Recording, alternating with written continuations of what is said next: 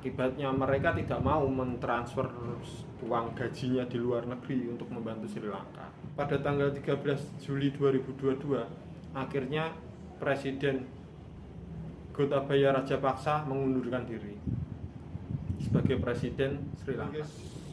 Welcome back to my YouTube channel Cah Utun, yang akan mengedukasi kalian semua lewat channel ini. Sombong amat. Hari ini kita akan bahas tentang krisis di Sri Lanka yang lagi hits. Gak hanya hits di kalangan ibu-ibu plus 62 ya, akan tapi udah hits di kalangan internasional, dimana krisis ini berdampak buruk bagi perekonomian, politik, maupun situasi kepercayaan masyarakat dengan pemerintah di Sri Lanka. Sebelumnya saya akan memberitahu letaknya secara geografis berada di beratnya negara kita, negara NKRI tercinta Indonesia, dan sebelah selatan dari negara India. Negara ini secara pariwisata memang sangat bagus dan wisatanya juga mendukung, dekat dengan pantai, perkotaannya juga bagus, tropis juga, yang mana itu disukai oleh banyak wisatawan asing. Akan tetapi adanya pandemi COVID-19 menyebabkan negara Sri Lanka mengalami penurunan perekonomian, terutama di bidang pariwisata. Yang sebelumnya negara ini fokus kepada pariwisata. Ngomongin tentang krisis ini, sebenarnya pikiran kita akan muncul, kenapa sih krisis ini bisa terjadi di negara Sri Lanka, dan apakah krisis ini juga akan terjadi juga di negara kita Indonesia. Kita menilik bahwa melihat Sri Lanka, krisis yang terjadi di tahun 2022 ini merupakan krisis terburuk sejak pemerintah Sri Lanka merdeka, yaitu pada tahun 1948. Nah, secara geografis negara kita kan berdekatan dengan negara Sri Lanka.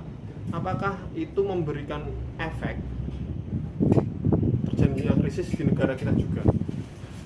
Kita juga akan bedah satu persatu hal itu di channel ini.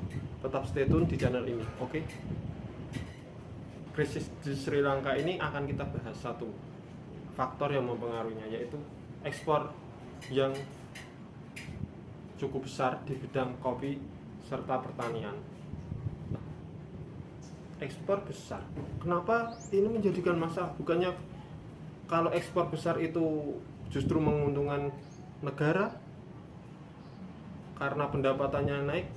Nah, itu yang menjadi ekspor besar, tapi impornya juga sangat-sangat besar.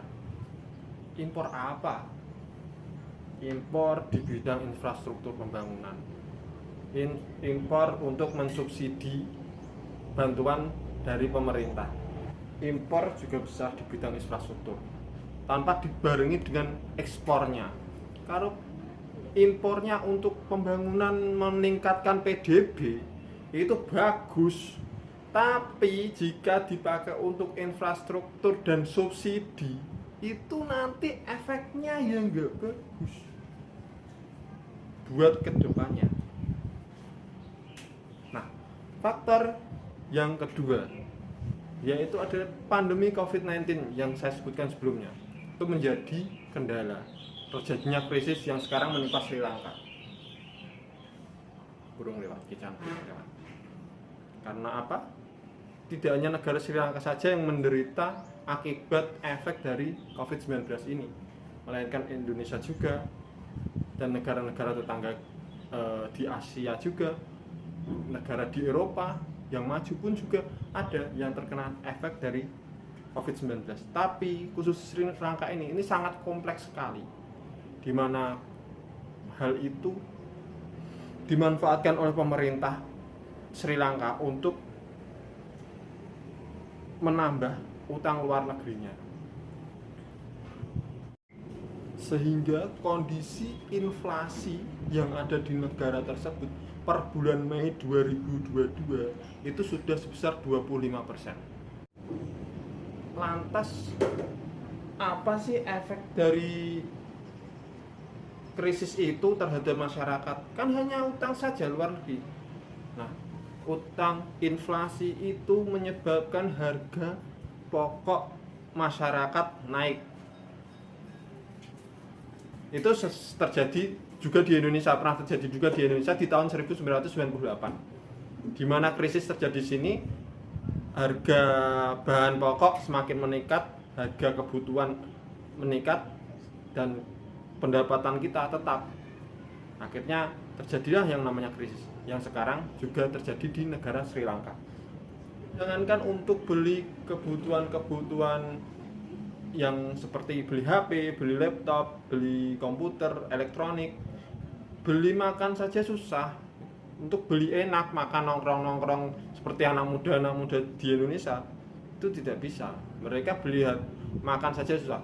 Beli harga minyak tanah pun juga susah. Padahal minyak tanah, minyak gas itu juga salah satu hal pokok yang dibutuhkan untuk roda perekonomian masyarakat. Untuk jualan butuh gas, untuk masak butuh gas. Yang kedua, dua apa tiga ya? Lupa saya. Yang kedua, itu adanya pemadaman listrik yang sangat ekstrim di negara Sri Lanka. Di negara Sri Lanka, pemadaman listrik pada sampai detik ini itu sehari bisa 13 jam. Nah, itu yang kenapa masyarakat pada demo, yaitu salah satunya bahan makanan pokok meningkat, harga bahan pokok meningkat, biaya untuk listrik juga tidak ada, akhirnya ada pemadaman listrik. Dan efeknya dari demo itu apa? Pada tanggal 1 April 2022, semua menteri di kabinet Sri Lanka mengundurkan diri. Dan hanya menyisakan 2 orang, yaitu Perdana Menterinya dan Presidennya. Presidennya namanya Gotabaya Rajapaksa dan Perdana Menterinya bernama Mahinda Rajapaksa. Buntut dari adanya krisis ini adalah demo besar-besaran menuntut turunnya Perdana Menteri Mahinda Rajapaksa dan Presidennya Gotabaya Rajapaksa.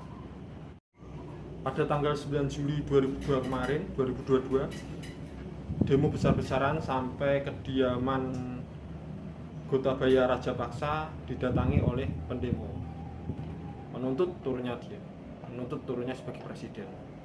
Dan massa telah masuk ke rumahnya, akan tapi Gotabaya Rajapaksa berada di negara lain, mungkin untuk mengamankan diri atau untuk keamanan dirinya agar tidak didemo, kita tidak tahu.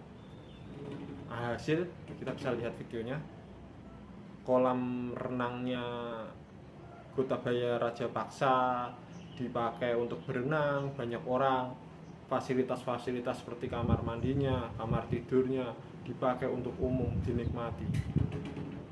Sampai sedemikian ekstrimnya demo besar-besaran yang ada di Sri Lanka. 4 hari setelahnya, pada tanggal 13 Juli 2022, akhirnya Presiden Gotabaya Rajapaksa mengundurkan diri sebagai Presiden Sri Lanka. Nah, itu adalah cerita krisis yang terjadi di Sri Lanka yang sekarang sedang ramai dibicarakan oleh kalangan internasional, nggak hanya di Indonesia saja, tapi kalangan internasional sedang membicarakan masalah krisis ini. Nah, kita akan tarik garis kesimpulan untuk pertanyaan pertama tadi. Apakah negara Indonesia kita yang secara letak geografisnya lumayan dekat dengan negara Sri Lanka akan terjadi krisis itu juga? Kita akan membenahnya satu persatu.